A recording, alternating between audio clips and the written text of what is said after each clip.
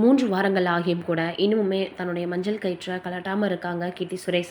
அதற்கு அவங்க சொல்லியிருக்கக்கூடிய பதில் என்ன அப்படின்றது வைரலாகி வருது. அது என்னென்ன வீடியோல போய் பார்த்து தெரிஞ்சுக்கலாம். நடிகை கீர்த்தி சுரேஷின் திருமணம் முடிந்து 3 வாரங்கள் ஆகியிருக்க நிலையில தங்கத்தாலிக்கு பதிலாக மஞ்சள் கயிற்றை தொடர்ந்து அணிந்து வந்துட்டு இருக்காங்க. பல்வேறு நிகழ்ச்சிகளிலும் அவங்க மஞ்சள் கயிற்றோட காட்சி கொடுக்கறதுனால எல்லாருமே பார்த்தீங்கன்னா அதை பல்வேறு யூகங்களாக பேசி வந்துட்டு இருக்காங்க.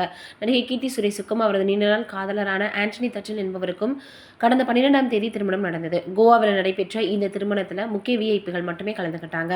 திருமணத்தை முடித்த கையோடு கீர்த்தி சுரேஷ் தான் நடித்த பேபி ஜான் படத்திற்கான ப்ரமோஷன் நிகழ்ச்சியில் கலந்துக்கிட்டாங்க.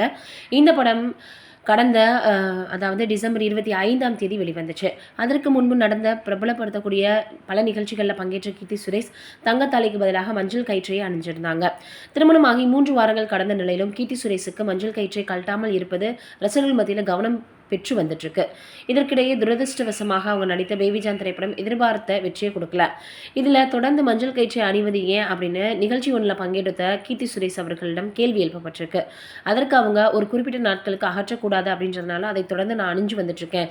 ஜனவரி இறுதியில் நல்ல நாள் வருது, அப்போ மஞ்சள் கயிற்றை அகற்றிடுவேன். இது புனிதமாகவும் அதே போல சக்தி வாய்ந்ததாகவும் கருதப்படுது. அதை அணிவது எனக்கு ரொம்பவே மகிழ்ச்சி அளிக்குது அப்படின்னு அவங்க சொல்லியிருக்கிறாங்க. இது இப்ப ரசிகர்களிடையே ரொம்பவே கவனத்தை ஈர்த்திருக்கு.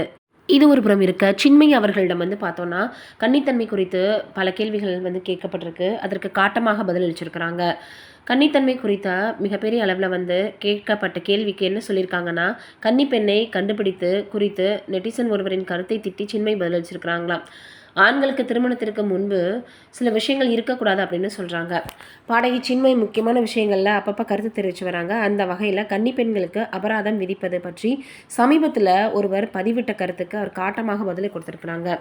சின்மயி மிகவும் புகழ்பெற்ற இந்திய பின்னணி பாடகி, பின்னணி குரல் கலைஞர் அப்படின்றது எல்லாருக்குமே தெரிஞ்சதா. அந்த வகையில் தமிழ், தெலுங்கு, ஹிந்தின்னு பல மொழிகளிலும் எண்ணற்ற பாடல்களுக்கு குரல் கொடுத்துருக்குறாங்க. இவரது குரலில் வெளியான குரு படத்தில் வரக்கூடிய தேரே ஃபினா பாடல் மிகப்பெரிய அளவில் அடிக்கடி எல்லாருக்கும் நினைவு வரும்.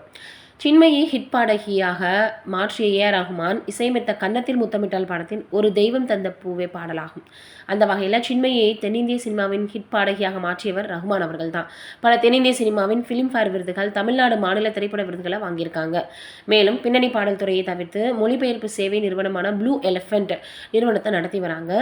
அதில் ஸ்கின் ரூட்டு, கே பியூட்டி தயாரிப்புகளை இந்தியாவிற்கு இறக்குமதி செய்யும் தோல் பராமரிப்பு நிறுவனங்களின் நிறுவனர் மற்றும் தலைமை நிர்வாக அதிகாரியாக இருக்காங்க.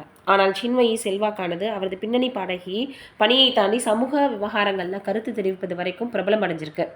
இந்தியாவில் மீ டூ இயக்கத்தின் போது அவர் முதலாக குரல் கொடுத்திருந்தார். தமிழ் சினிமாவின் பாடலாசிரியர் வைரமுத்து மீது 2018 பாலியல் துன்புறுத்தலுக்கான ஆளான குற்றச்சாட்டை வச்சார். அதனால் தென்னிந்திய திரையுலகில் அவங்களுக்கு 5 ஆண்டு தடை விதிக்கப்பட்டது.